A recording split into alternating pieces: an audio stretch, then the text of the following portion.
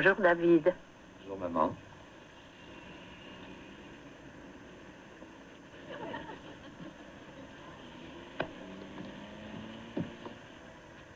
Hein? Non, David, tu ne rêves pas. C'est bien moi que tu as entendu.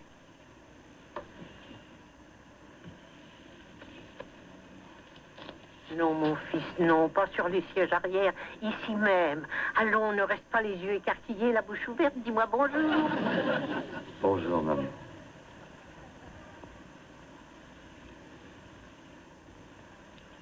Maman.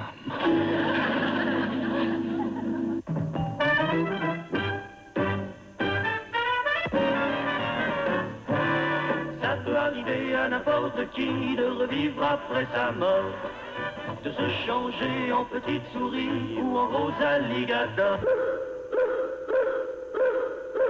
Mais quand je dis que ma petite mère est revenue sur terre avec 4 roues et un moteur, on me prend pour un menteur.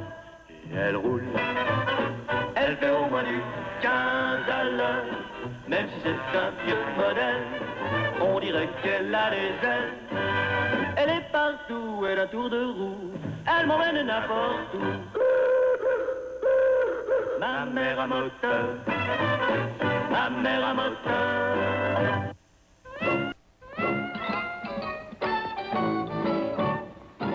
Suis-je éveillé? Mais oui, mon fils, tu es éveillé. Tu vas sauter en l'air en entendant cela, mais c'est ta mère qui te parle, David. Je suis revenu sur Terre. Oh, tu vas te casser la clavicule à nouveau, David. Tu t'es fait mal, mon petit. Oh, ça y est, tu t'es écorché le front. Mais si incroyable que cela puisse paraître, mon fils, c'est moi, ta mère. C'est la voix de ma mère, en effet. Mais comment ça se pourrait-il? Parce qu'elle est morte, dans le fond, en 1949, le 23 août. Comment l'avez-vous su? J'y étais. Et cesse de me dire, vous, je suis ta mère, tu peux me croire. Je commence à le croire. Bon, tu as l'air en excellente condition. Santé, enfin, je veux dire. Mais dis donc, comment ça se fait? Je croyais que ces choses-là étaient impossibles. Ben, on croyait aussi qu'il était impossible d'envoyer des hommes dans l'espace, et pourtant on y est parvenu. Tout est possible, mon fils. Alors, on peut donc, comme ça, sous une autre forme, revenir sur Terre? Oui, mais rares sont ceux qui profitent de cette possibilité. Le nombre des demandes est à peu près nul. Si je suis revenu, mon petit, c'est que tu as besoin qu'on t'aide. Écoute, même à supposer que ce soit exact. David, baisse le ton, s'il te plaît. Si effectivement j'en avais besoin, quelle aide veux-tu qu'une voiture ancienne m'apporte? Mais c'est que, vois-tu, nous n'avons pas le choix. La forme sous laquelle on revient est tirée au sort et on n'a aucun recours. Alors, mon fils, après tous les sacrifices que j'ai faits pour toi, vas-tu laisser ta pauvre mère se morfondre chez un marchand de voitures d'occasion? Ah non, bien sûr, je vais aller trouver le marchand. David, un conseil, si tu veux bien. Oui? Ne paye pas plus de $200, je ne les vaux pas. Oui.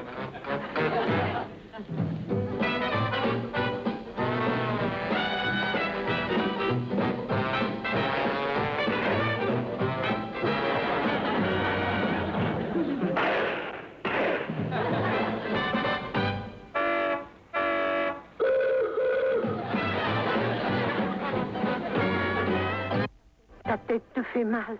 Ah non, non, c'est rien. Maman, une chance que tu sois décapotable.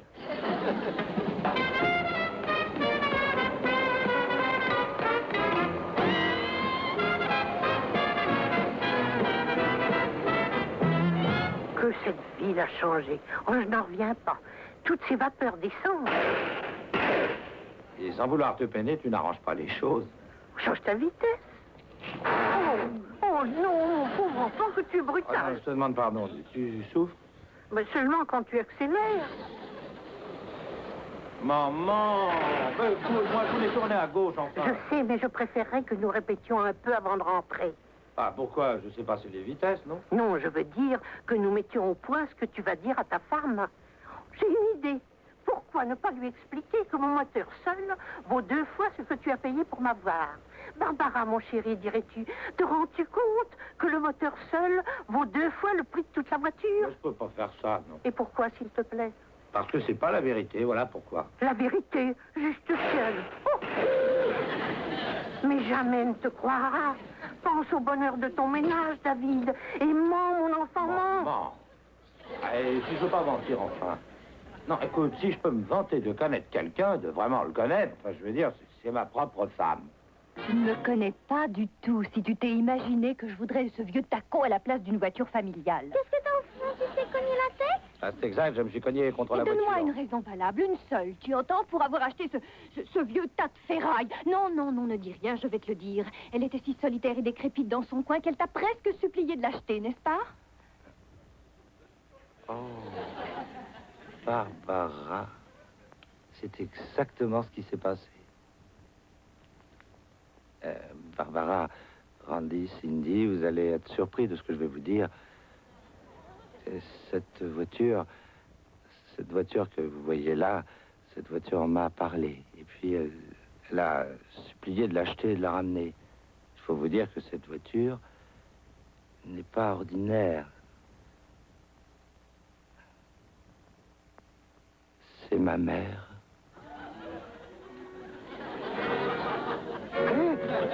Ah, je sais, chérie, va que tu auras du mal à me croire, mais j'en ai eu à l'admettre, moi. Mais quand pour la première fois, elle m'a adressé la parole, je me suis cru victime d'une aberration. J'ai refusé de croire que c'était ma mère. Il n'y avait rien à faire. Alors, je lui ai posé des cols, enfin, des tas de questions, tu sais, là, des choses que seule ma propre mère pouvait savoir, telles que, par exemple, tenez, l'année où je me suis cassé ma clavicule, là, eh ben, elle l'a su, et j'en étais soufflé, je t'assure. C'est alors que j'ai eu, moi, la conviction absolue que cette voiture était ma mère. Les enfants, voudriez-vous aller un peu dans la maison? Votre père et non, moi chérie, désirons... je préfère qu'ils restent, ça les regarde aussi, après tout. Non, tu te rends compte, cette voiture, c'est leur grand-mère. David, Une petite minute.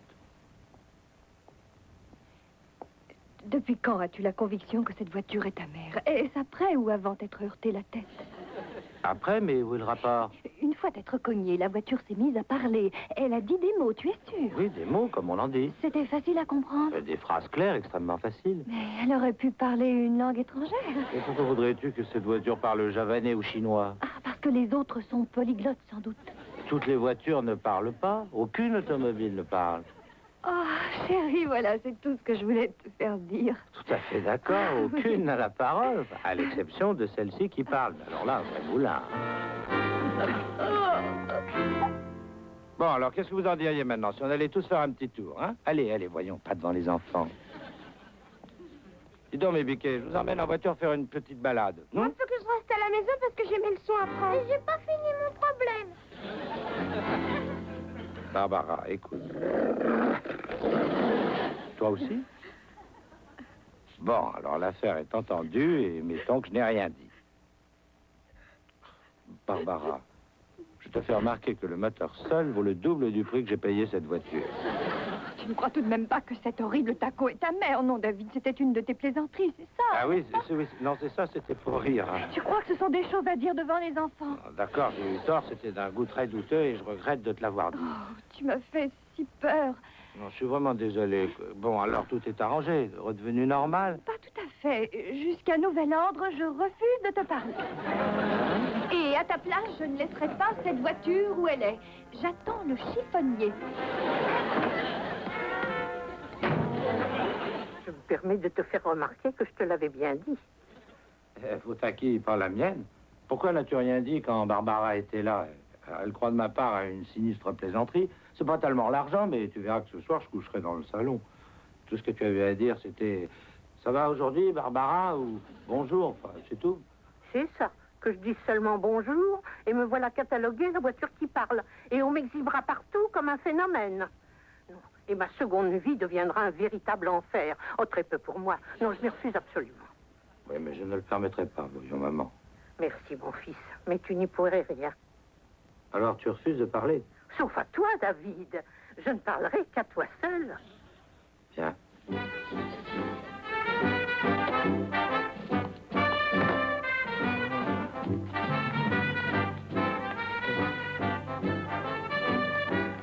C'est vrai, c'est exact. C'est bien une authentique modèle 1928 que j'ai là sous mes yeux éblouis. Mais d'abord, permettez-moi que je me présente, jeune homme, Capitaine Manzini. Je suis collectionneur de vieilles voitures. Quelqu'un m'a dit qu'une portière était à vendre dans les voitures d'occasion. Quand je suis arrivé, elle était partie. Oui, c'est moi qui l'ai acheté. Oui, je vois ça. Et vous êtes collectionneur, monsieur? Cradbury, David Cradbury. Non, non, je suis pas collectionneur. Parce que moi, je voudrais l'acheter. Hein? Oh, pourquoi? Ah ben voilà des années, monsieur, que je cherche cette pièce unique et vous me l'avez soufflé. En voilà des façons coquettes. Oh, oh. Bon, ben, je vous en offre $400. C'est le double de ce que vous l'avez payé, hein? Vous dites $400. C'est deux fois rien, le temps d'ouvrir les capots et je vous arrange ça en 2 temps 3 mouvements.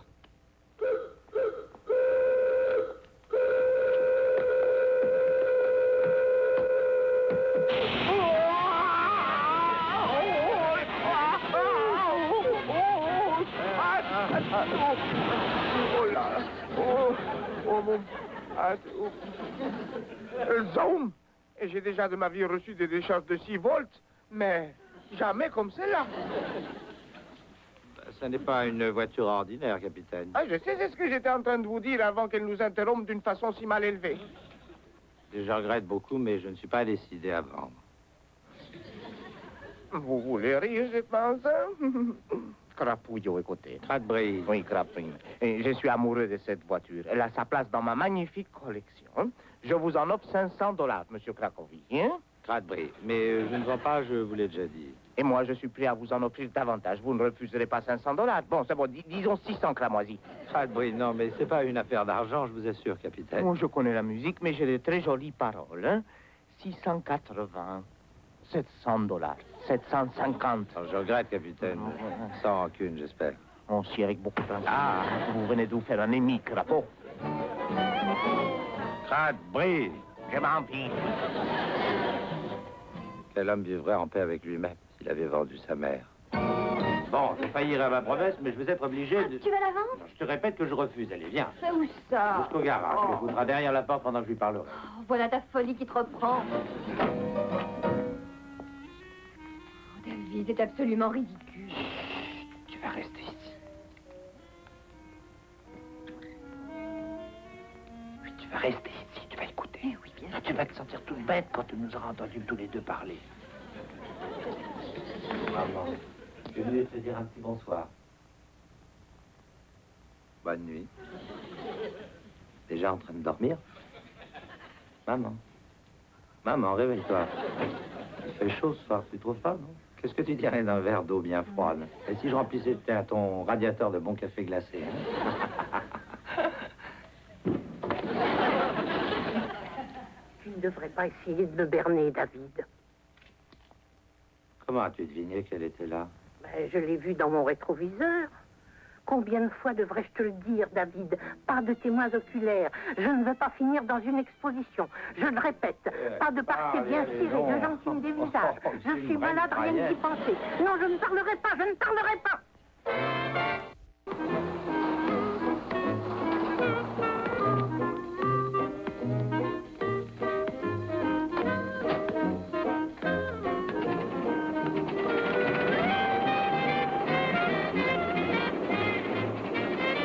Maman, c'est le grand jour aujourd'hui. Hein. Je t'emmène à l'Institut de beauté.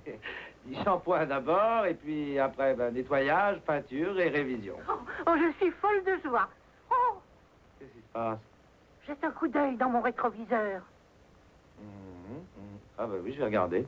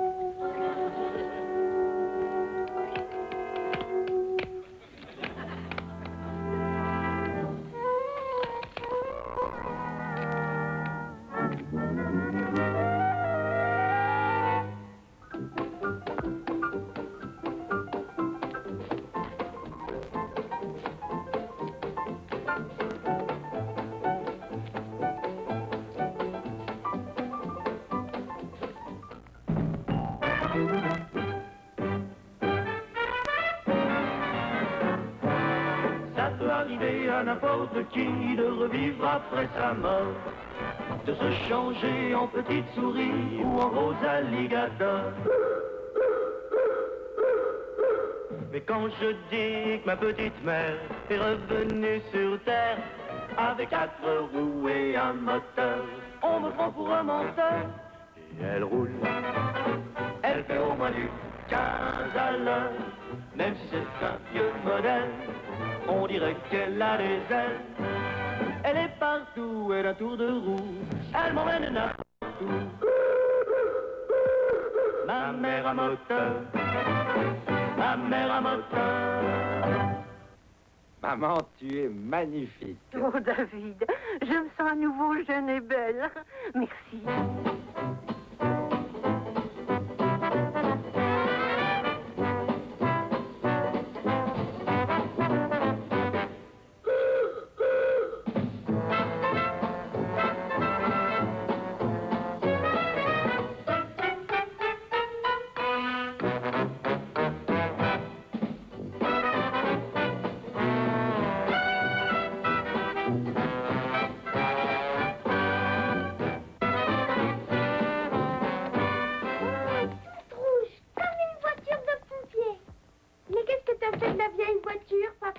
Et c'est la vieille voiture, mon chou. Mais alors, réparer, réviser, repeindre, transformer, quoi. Enfin, un peu comme Cendrillon. David, t'es magnifique. À présent, comme ça, tu vois, ça peut aller. Merci, chérie. De la manière dont elle est requinquée, on trouvera sûrement à la vendre.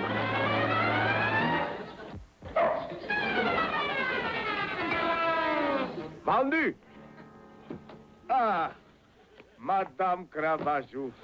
Permettez à votre aime serviteur de présenter Madame Capitaine Manzini et de déposer à vos pieds mes respectueux hommages. Maintenant, combien vous voulez de cette vieille voiture, hein? Mais... Oui, je sais, vous voulez pas en démordre. Bon, eh bien, non. 1000 $, qu'est-ce que vous en dites, hein? Non, 1000 $? Cash, vous êtes d'accord, clap farci? C'est Cradbury et c'est non. Non, j'ai dit. Oh, c'est ainsi, tu ne veux plus la vendre. Eh bien, moi, je la vendrai. Barbara, non, ne fais pas ça. Écoute-moi, je te demande qu'un tout petit peu de temps. Mais je t'expliquerai, tu comprendras pourquoi ce serait folie de vendre cette voiture. Un tout petit délai, je t'en demande pas plus. Pauvre David, heureusement que l'un de nous deux a tout son bon sens. Je t'accorde le temps qu'il me faut pour aller chercher le certificat d'achat. Non, Barbara! Mes enfants, veuillez rentrer un instant dans la maison. Allez. Monsieur Manzini, j'aimerais avoir quelques instants particuliers. Mais je demande que ça. Vous avez une épouse extraordinaire, Crabcuit, hein? Elle a une volonté de faire dans une tête de verre. Ah! Maman, tu as dit que tu étais revenu sur Terre pour m'aider. Bien alors maintenant, qu'est-ce que tu attends? Mon fils, tu fais une montagne de 2 fois rien. Il te suffit d'amener Manzini à t'offrir 1500 $ pour m'acheter. Ah, j'avoue ne pas voir à quoi ça nous avancera. Eh bien, arrange-toi pour qu'il te fasse l'offre devant Barbara. Ah, je vois toujours... Écoute, Manzini a commencé par te proposer 400 $, d'accord? Maintenant, il est monté jusqu'à 1000. Eh bien, n'est-ce pas logique d'en déduire que plus tu résisteras longtemps, plus il t'offrira d'argent?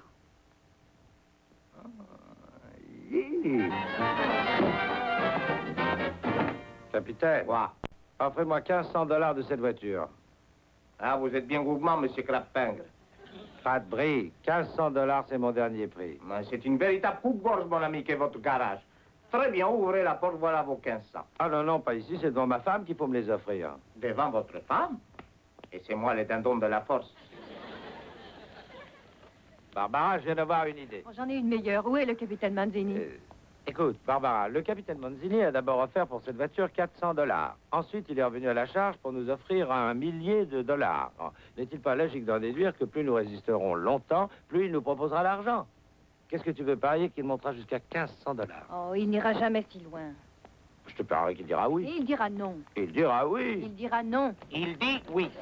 1500 $ et la voiture est à moi, hein? 1, 2, 3, Capitaine, 4, 3, 6, non, 7, non. 6, 5, 4, 3, 2, 1, 0. Non, je ne peux pas accepter votre offre. Mais vous m'avez promis, vous avez dit que c'était d'accord. Et vous m'avez menti, hein? Non, capitaine, du calme, je vous en prie.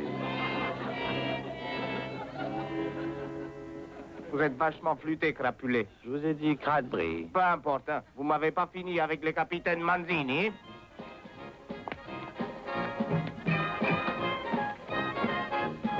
Bonne journée, capitaine Bandini. Manzini. Bah, peu importe. Ah, c'est bon, je vais vous faire...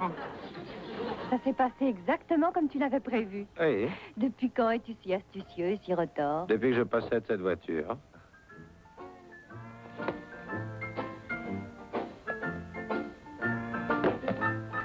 Tiens, va chercher les enfants. Tout ce que tu voudras, chérie.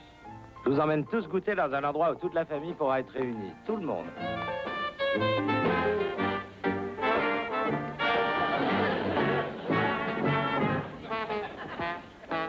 Qu'est-ce que je vous disais? Un endroit où toute la famille resterait réunie.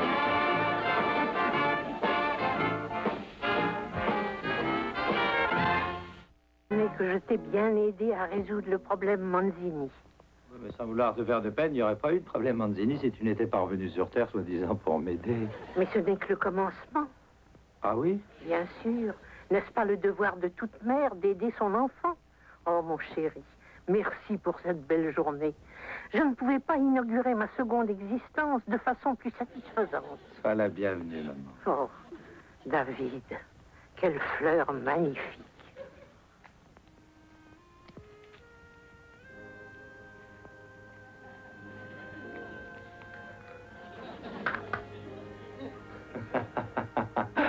Bonne nuit, maman. Bonne nuit, mon fils.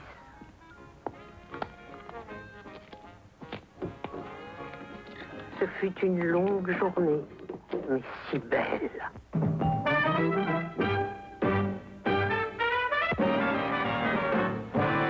Ça peut arriver à n'importe qui de revivre après sa mort, de se changer.